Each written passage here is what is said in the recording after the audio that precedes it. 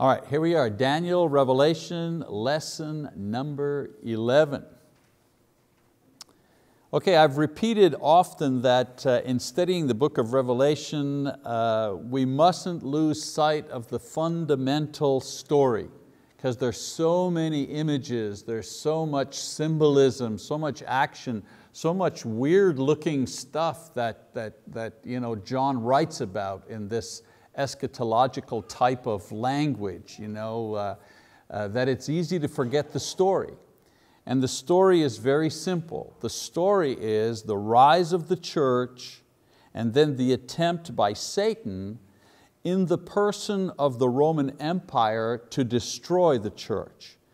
And then of course the survival of the church despite this attack, and the eventual judgment and destruction of Rome and Satan and all of his cohorts, and then the final exaltation of the church in heaven with God.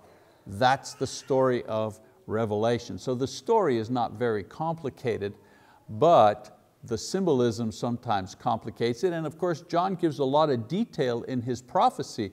Normally, prophecy doesn't have as much detail in it as John gives. Usually prophecy looks forward to a time, mentions an event of sorts. Jeremiah talks about the Israelites that will be carried away. Well, that's one event, but he doesn't talk about the details of the day, how many people are going to be there, which king is going to do it, all that kind of stuff.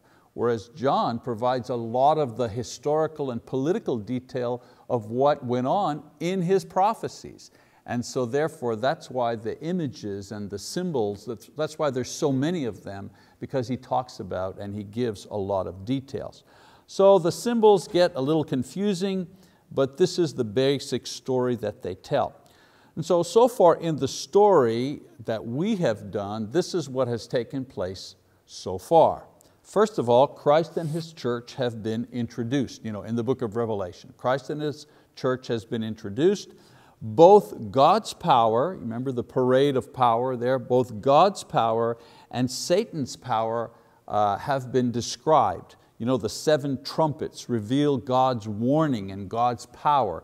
Then on the other hand, you have Satan and the allies that he's recruited have been described. The dragon and the beast and the false prophet, all of these characters have been described in the story. And then John talks about the attacks that Satan has made on the church, on the throne in heaven, on the individuals, and so on and so forth. And then of course, God's response to this attack has also been described. The bowls of wrath, that's judgment being poured down on the earth. So last week we described the bowls of wrath that represent God's judgment, the extent and the power of God's judgment on Satan and on his followers. Now the 6th bowl spoke of military invasion, and it is here that John says that Satan will marshal his forces to fight against being defeated. And this great battle is referred to as Harmageddon. And I explained to you last time that Harmageddon was a real place, but really it was representative. It was an image that meant the mother of all battles, the Waterloo, the Alamo, well, same idea. Armageddon was the image, again, a real place in Jewish history and geography, but it was symbolic of great battles and great victories and great losses in Jewish history. So as we go into this and the final lesson next week, we're going to see John finish the book with visions of Satan's judgment and punishment, and then the final vision of the exaltation of the church to the heavenly realm. So we're at chapter 17, as usual. You can read out of your Bibles. I'll throw these up. I'll throw the passages up on the screen as we go along. So in chapter 17, there's a pause. He does this, right? You've got the action, then all of a sudden there's a pause. So in chapter 17, there's a pause as we receive more information about Rome and the reason for her judgment and punishment, which was announced in the 7th bowl. The 7th bowl comes out in chapter 16, talks about the judgment on Rome. Well then in chapter 17, there's a pause and a kind of a parenthetical statement made as to why this judgment is going to be visited upon Rome. So we begin in verse 1 and 2. The great harlot is the city of Rome. Let me give you some of the images here. The adultery that will be talked about is the idolatry that is practiced throughout the empire and encouraged by the empire. Emperor worship, that's idolatry. And the word Babylon, of course, we know refers to the ancient kingdom of Babylon, Nebuchadnezzar, so on and so forth. But in this context, Babylon refers to an evil world power, and at the time, Rome was the evil world power. That was in the spirit of the ancient Babylon, another ancient evil world power that existed 100 years before. So we start in 17:1. He says, "Then one of the 7 angels who had the 7 bowls came and spoke with me, saying, 'Come here, I will show you the judgment of the great harlot who is on many waters.' And he says, 'With whom the kings of the earth committed acts of immorality, and those who dwell on the earth were made drunk with the wine of her immorality.'" So he says she sits on many waters, refers to the nations. An empire over many nations. Adultery, or here when he talks about the immorality, that is the sin of idolatry. And adultery with kings is Rome's sin of leading other nations into idolatry and worldliness. In other words, Rome is a leader in encouraging others to sin, other nations to sin and to join in sinfulness and idolatry. So he keeps going, verse 3, "And he carried me away in the spirit into a wilderness, and I saw a woman sitting on a scarlet beast full of blasphemous names, having 7 heads and 10 horns. The woman was clothed in purple and scarlet and adorned with gold and precious stones and pearls, having in her hand a gold cup full of abominations and the unclean things of her immorality. And on her forehead a name was written, a mystery, Babylon the Great, the mother of harlots and the abomination of the earth. And I saw the woman drunk with the blood of the saints and with the blood of the witnesses of Jesus. When I saw her, I wondered greatly." And so there's the description of the harlot, the woman, which is the city of Rome itself. She sits on the beast, which means that she derives her power from the beast, which is the Roman Empire, described back in chapter 13. She's dressed as a queen. Notice there's no mention here of beauty, not beautiful, but the picture is one of excess luxury and a haughty splendor. So it's a splendorous look, but nothing actually beautiful about it. The cup is her sins of immorality and blasphemy and the blood of the saints. And her name is Babylon the Great. Now, if you were reading this, if you're a Jew in the first century, the Jews understood that Babylon stood for worldly greatness wrapped in immorality, idolatry, and pride. It was the standard for earthly wicked. If you want the standard, the gold standard for evil, well, in Jewish history that was Babylon, okay? And so transferred to the modern time when they were existing, any world power or any standard for evil called Babylon was Rome. I mean, there was no other country, no other nation, no other city that could aspire to that role except Rome. So the only power that would represent this in their time was the city of Rome, not the city of Ephesus or the city of Jerusalem or any other great city. Only Rome could represent the standard for world evil at the time. So in the idea of future prophecy mode, in the present context of the first century, the harlot was Rome. Now if you take this as a future ongoing prophecy, then this woman represents not only Rome, but in ongoing prophecy, the cycle that she represents is any power center with these attributes. Rome wasn't the last, quote, world power that tried to overtake the world with evil. I mean, even in our own lifetime, we can name several world powers that tried to do the exact same thing.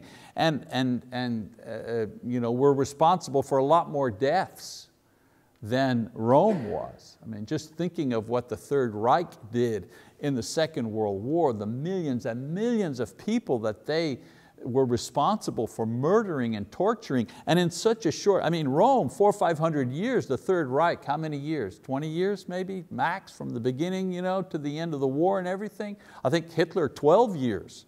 So the amount of people that were killed in the Second World War because of the Third Reich's lust for power and their evil intentions, certainly, the cycle of evil. Who was the harlot? Who was Babylon in the 20th century? Well, we could easily point to Hitler and his regime as that ongoing cycle of evil power desiring world dominance in our lifetime. And so in verse 7 to 17, he continues. We read verse 7, it says, "And the angel said to me, why do you wonder? I will tell you the mystery of the woman and of the beast that carries her, which has the 7 heads and the 10 horns." And so it's very interesting, very confusing unless you understand that the angel is describing the relationship between the beast, that's the creature, the Roman Empire, upon which the harlot sits. Well, the harlot is Rome. And it sits upon the beast, which is the empire, and its relationship with all of its allies. So the angel also gives a more detailed description of the beast itself. And so we read in verse 8, "The beast that you saw was, and is not, and is about to come up out of the abyss and go to destruction. And those who dwell on the earth, whose name has not been written in the book of life from the foundation of the world, will wonder when they see the beast that he was and is not and will come." And so he describes the beast as one who was, is not, and is about to come out of the abyss and destroy. So what he's describing the beast in relationship to their present persecution. Watch how this works. So he talks about the beast that was. Well, the beast that was, the persecution began under Nero in 68 AD, but it stopped after his death. So Nero was, that's the beast that was.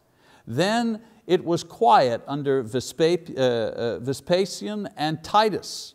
And so Nero and his persecution is not. So the persecution was with Nero, and then it was not. After Nero died, the next 2 emperors didn't start a period of persecution. Then under Domitian, whom many thought was Nero reincarnated, the persecution began again. So Nero about to come from the abyss to persecute and destroy. In other words, he was dead, he's coming back through Domitian to continue the persecution. So when John is describing the beast, the empire, he says, well, here's the empire and how it works.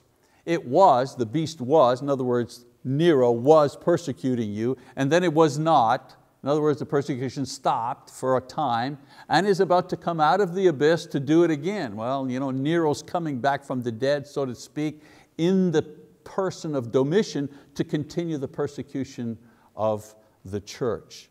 So he also says he is not written in the book of life. He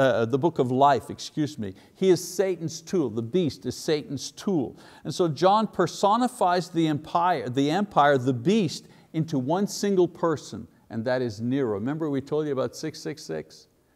About the value of each number connected to the alphabet. It was a Jewish riddle, and when you worked that riddle out, it gave you the name of Nero. So he's talking about who is the beast? Well, the beast, of course, is the entire Roman Empire that gives the city of Rome its power. All right?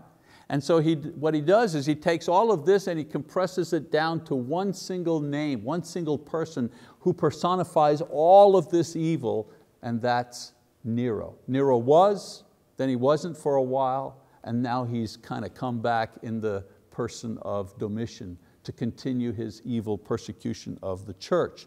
So let's keep reading, verse 9 to 11. He says, "Here is the mind which has wisdom.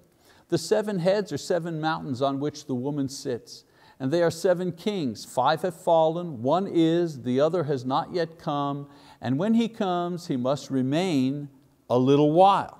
The beast which was and is not is himself also an 8th, and is one of the 7, and he goes to destruction." Okay, everybody got that? Remember I told you in the Bible, sometimes a writer will describe a thing or a person one way, and then turn around and describe exactly the same thing, but he'll do it in another way. And so if you're trying to kind of get 2 things, you lose. You have to remember, they're always describing the same thing. He's always describing Rome. He's always describing different facets of Rome. So he describes in another way who this beast is by describing the relationship that the beasts Satan has used in the past with God's people. In the past, Satan has used many beasts to persecute God's people. He says that the mountains or kings. The Roman Empire is the latest manifestation of the beast who has existed throughout history. Now watch. The kings represent kingdoms who have acted as the beast in the past, opposing God and persecuting God's people. Watch. Remember we studied Daniel, right? Watch. Okay, the mountains are the kings. The kings are persecuting kingdoms. So he says, 5 are fallen: Egypt, Assyria, Babylon, Persia, Greece. 5 kingdoms that persecuted God's people. They were persecuting and they're gone. Then he says, 1 is. Oh, that's the present kingdom. Who's that? That's Rome. Okay? Then he says, all others in the future, the ones who are to come. Well, who are the ones who are to come? Well, we talked about one in our lifetime, the Third Reich. In other words, this cycle of evil kingdoms, evil ideas, evil leaders who will persecute the church and make no doubt about, have no doubts about this. If you look at the history of the Third Reich and what their goal was to destroy the church. They wanted to destroy the church because the church, Christianity, was standing up to it and saying, this is wrong, this is evil, and so on and so forth. So they had no compunction about killing priests or ministers or theologians, anyone who would stand up and say, this is morally wrong. Never mind if you were military, if you were just saying it's morally wrong what you were doing, boy, they got rid of you in a hurry. Destroyed churches and so on and so forth. Okay? So he says 5 are fallen. We've mentioned those. 1 is, that's Rome, that's the one they're going through at the moment. There'll be others in the future to come, and all of this will be persecuting power. In other words, the 8th one is the persecution used by all of these world powers. It was, then it wasn't, and then eventually it will be destroyed because the one who is wielding it will be destroyed. And who is the one wielding this persecuting power? Well, it's Satan. Satan uses persecuting power through the agency of all these kingdoms to do what? To try to destroy the church. And even before the church was established on Pentecost, before that, the Jewish people represented the seed. They carried the seed that would eventually become the church. Well, how many of these powers tried to destroy Israel? Even within themselves, there was this idea of evil. They even had their own evil kings that tried to kind of self-destruct and led the people of Israel into idolatry. So he's talking about a phenomenon that has existed from the very beginning that continues. The cycle continues. Satan using this persecuting power against God's people, and ultimately this will stop. This will be destroyed, but only when Satan himself is destroyed. So let's read verse 12. Oh, we got that? Is that good? We're locked in? All right. So knowing this, then he says, the 10 horns which you saw are 10 kings who have not yet received a kingdom, but they receive authority as kings with the beast for 1 hour. These have one purpose, and they give their power and authority to the beast. These will wage war against the Lamb, and the Lamb will overcome them, because He is Lord of lords and King of kings, and those who are Him are and those who are with Him are the called and chosen faithful. And He said to me, the waters which you saw where the harlot sits are peoples and multitudes and nations and tongues. And the 10 horns which you saw and the beast, these will hate the harlot and will make her desolate and naked, and will eat her flesh and will burn her up with fire. For God has put it in their hearts to execute His purpose by having a common purpose, and by giving their kingdom to the beast until the words of God will be fulfilled. The woman whom you saw is the great city which reigns over the kings of the earth. So this is a narrative. He's saying, now watch what's going to happen here to the harlot. Watch what's going to happen to Babylon, Rome. Watch what's going to happen. The 10 horns of the beast, which are 10 kings, refers to the alliances that have been made with barbarian kingdoms after conquering them. And we know historically that's what Rome did. For a time, it consolidated its empire when it controlled everything, top-down management from the emperor down.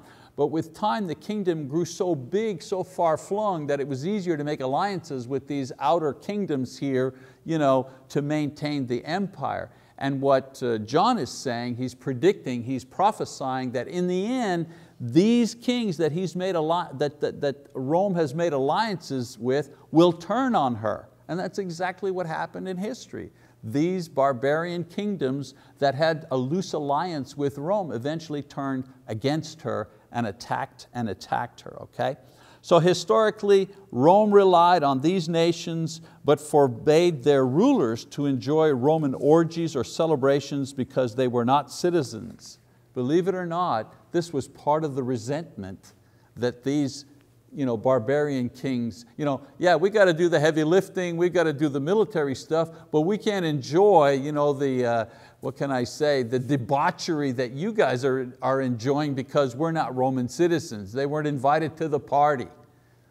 It's like being in junior high, you know what I'm saying? But anyway. So John describes the harlot, Rome, and the beast that gives her power, the empire. He also explains that this beast has existed in many forms before and used exactly the same tactic, persecution, and will do so again against God's people. His encouragement, however, is that this present beast and its harlot will be destroyed, and along with that destruction, the persecution against the believers will eventually stop. All right, so now we go to chapter 18. Chapter 18, the fall of the harlot. We've had the announcement that the city, the harlot, will fall. Now we see how, not how, but how great this fall really will be.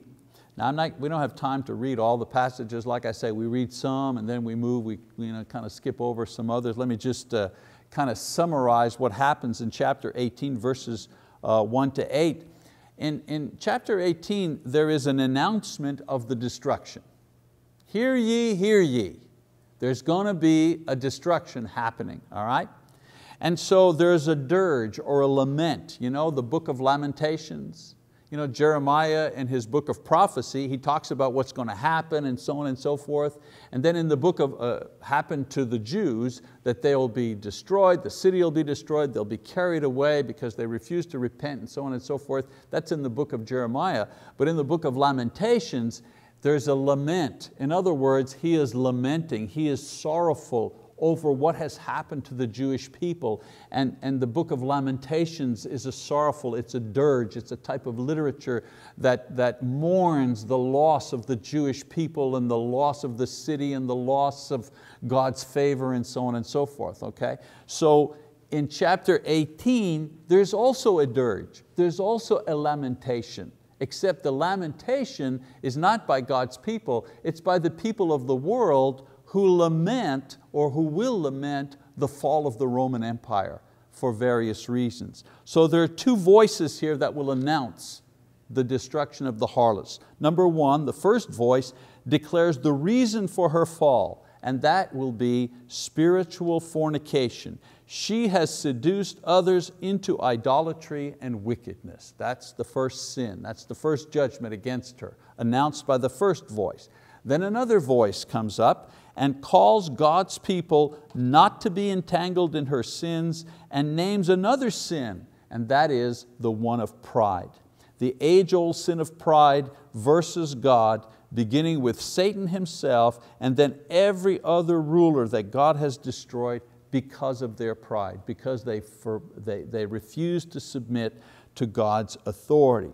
And so if you go on chapter 18, verses 9 to 19, after the dirge, then there will be an effect on the wicked. The dirge comes next. First, the judgment, the two voices, why you're being destroyed. Next, verses 9 to 19, is the dirge, the lament, the mourning. As I said, not by God's people. The mourning will be by the people, the nations that were entangled with Rome. And so, let me just look at this. And so you have the two voices declare the sins, right? The spiritual adultery and the persecution. And so they begin to mourn, and when they mourn, they're saying, they're going to mourn for two reasons. First of all, if the great city can fall, it means that the allies don't stand a chance either. If Rome falls, imagine these other kingdoms that have alliances with her, they're going to fall too. And then secondly, a very modern idea here, and that is an economic one. The mourning is for economic reasons. Rome, as the center of world trade, will cause an economic disaster when she falls.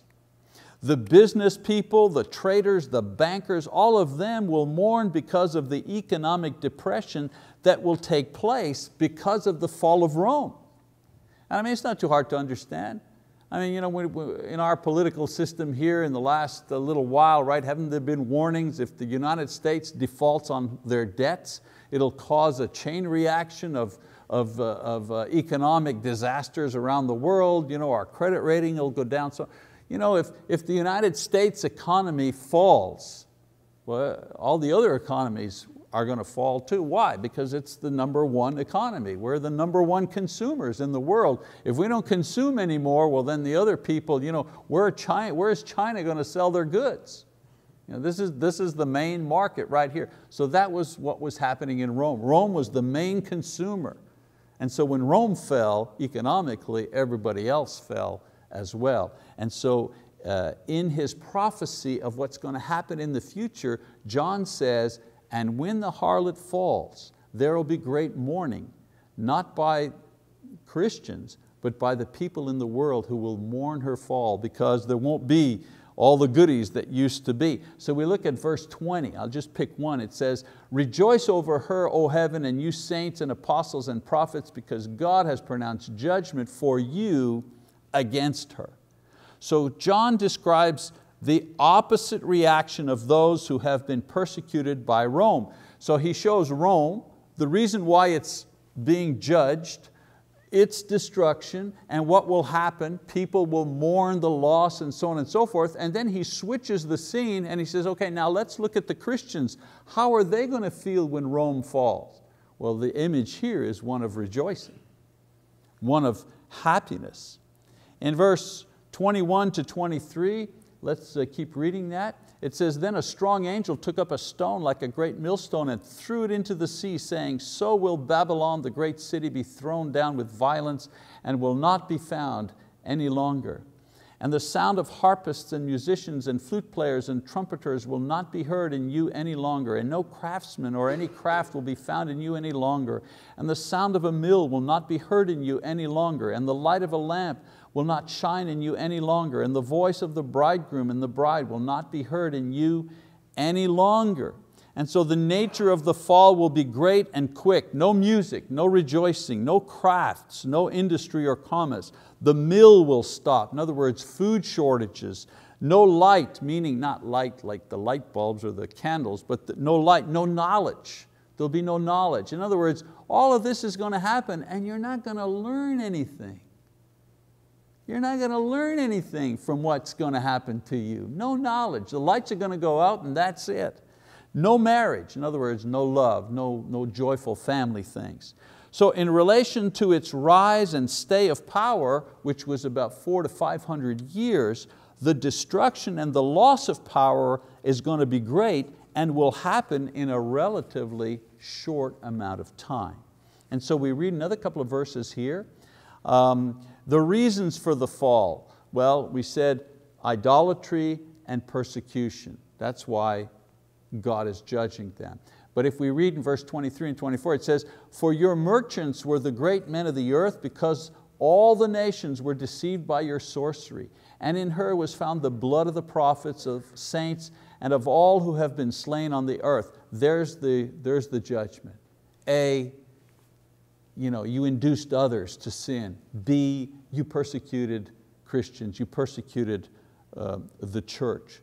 So if you compare, Paul the apostle was also guilty of rejecting Christ and persecuting the church, but he repented and he was forgiven. Rome, on the other hand, when it was judged, when it was beginning to fall, it simply became more stubborn and was eventually completely destroyed. All right? So now we're in chapter 9, we go to chapter 19, and in chapter 19 you have the wedding feast and the fall of the two beasts. The power of God and His judgment on the beast and the harlot have been pronounced. This is what's going to happen to you. This is why this is going to happen to you, okay? So time-wise, you have to understand now. Time-wise, it's understood that when God pronounces something, whether it be a blessing or a curse or a judgment, the thing itself, even if it has not happened, is considered as done from a biblical perspective. You understand what I'm saying? So a lot of times the writers will write like in the present tense. Rome is destroyed, Rome is judged, Rome is destroyed, Rome is finished. And yet you look around and you say, well, wait a minute, the city's still here, there's still traffic, people are selling, they got armies, things are going on. That's because we're not interpreting correctly the way God communicates. If He says Rome is finished, it might take 200 years, but you can be absolutely sure that Rome is finished, because when He pronounces it, it's as good as done. It's just, the mop-up operation. You know what I'm saying? Like you win a war and then there's a mop-up operation. Well, it's just a mopping up after. But conversely, when He says, this good thing's going to happen, you're going to be in heaven, you're going to live eternally. When he pronounces the blessing, even though you may have another 20, 30 years, 50 years of living to go on, your eternal life, it's as good as done. Because He said, this is what's going to happen to you. Even if you keep going and living and having kids and building a house and doing whatever, the promise He made is complete. It's that sure. So whether it be a curse or a promise, the minute He speaks it, it's in stone, okay? And so if God says it, even if it's only in 20 years, it's as if it has already happened. For this reason, once the judgment on the enemy has been spoken, the next scene is one of rejoicing. So in verse 1 to 10 in Revelation 19, they begin to rejoice over the judgment of the harlot. You begin to see them rejoicing and so on and so forth. They do so because God has heard and responded to their prayers concerning the martyred saints, and it'll be an eternal judgment. It won't be just, well, we'll just give them a slap on the wrist. It'll be, they're judged, they're destroyed, they're never coming back. And so there's great rejoicing. Everyone in heaven is rejoicing. John is describing that scene. The angels, the four living creatures, and all of the saints. And the rejoicing is compared to a Jewish wedding feast. The rejoicing has three parts that John describes. Part one, the betrothal. And at a Jewish wedding, there was the betrothal. And the betrothal was when the husband paid the dowry. When the husband paid, the future husband, when the husband paid the dowry, they were betrothed. They were as good as married. Because once he paid the dowry, if he wanted to break that betrothal, he had to get a certificate of divorce. That's That's, people say, well, when were they officially married? When the betrothal was paid for, that's when they were married. The next part was the interval. The partners would prepare but would not live together. All Christians are in this, if we're looking at this from a spiritual perspective of us being with Christ in heaven, He's the groom, we're the bridegroom, the church. Jesus has paid the betrothal price. And what was that? His life on the cross. That was the cost. That was the dowry, if you wish, that needed to be paid to purchase the bride. His death on the cross and His resurrection. Then there's the interval. In a Jewish wedding, the partners would get ready, the home, the wedding feast, all that stuff would be prepared. Usually took about a year. Well, we're in that interval period. We're living out our lives. We're in the Christian era. We're in that 1,000 years between the cross and the second coming. We're in that interval now, getting ready. Isn't that the message of the Gospels all the time? Jesus is always saying, no one knows when the end is coming. No one knows. Just be ready. All right? And then the third part of a Jewish wedding was the feast, the celebration. Right? That's not when they got married. They were already married. They got ready. The celebration is when the groom would go through the village streets, a parade of his family, playing harps and lutes and tambourines, and they'd be a whole procession, and they'd go get the bride at her house, her father's house, and they'd take her and they'd go to the place where there was the wedding feast, and the wedding feast would go on sometime for days, and then the couple would then go to their home that had been prepared. Today we do it in reverse, kind of. The wedding feast is when they officially get married, but that's not the way it was with the Jews. So if you're comparing this to the church in Christ, the celebration is when Christ returns for us. And we will always be in a perpetual state of celebration. The groom will finally come for his bride.